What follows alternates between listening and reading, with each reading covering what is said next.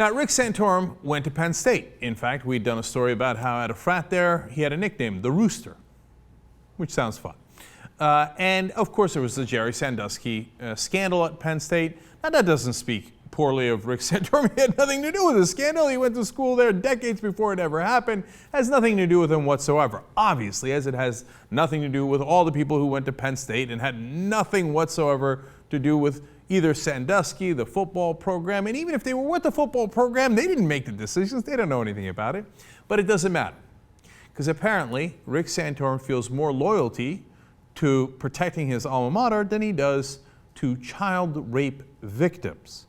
So the Freeh report, which explained very carefully and thoroughly after talking to an enormous number of people, looking through millions of documents, pages of documents, came out and said Joe Paterno covered this up, the president, the athletic director covered this up. Now they're, obviously Sandusky was guilty already, but that they hid it from the rest of the organization and from, most importantly, from the authorities.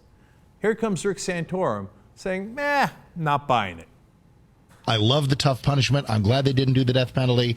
The Paterno statute had to come down. I think overall the system is working, I think, isn't it? Well, here's my 2 cents. I actually read the Freeh report. I don't know if you did or not, but Most I did. Of it. Mm-hmm. And my concern with the Freeh report is a lot of the conclusions of the Freeh report aren't matched by the evidence that they presented.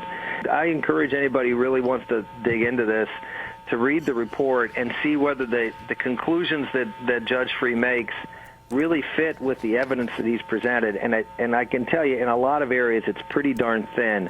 And I found this to be the case when I was in Congress. When a crisis happens, everybody wants to act right away, Yep. to be decisive and put it behind them, instead of maybe taking a little bit of time and seeing how this all works out and whether we let's get the truth. For me, I just want to make sure that we get it right as opposed to just reacting to public opinion. You're going to defend the guys who covered up Sandusky? Freeh is a former FBI director.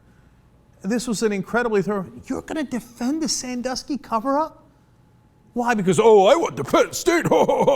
This is the guy who said, gay marriage can lead to man-on-dog sex or pedophilia.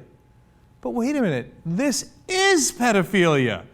It doesn't have anything to do with gay marriage. It doesn't have anything to do with any of that. It has to do with a guy and a program you are mysteriously defending for reasons that are unfathomable.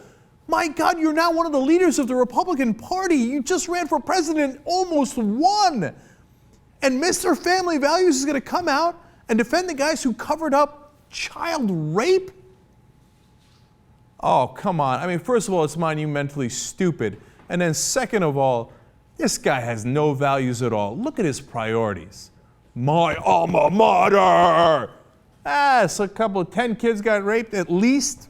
So what? God, man, that's just beyond despicable.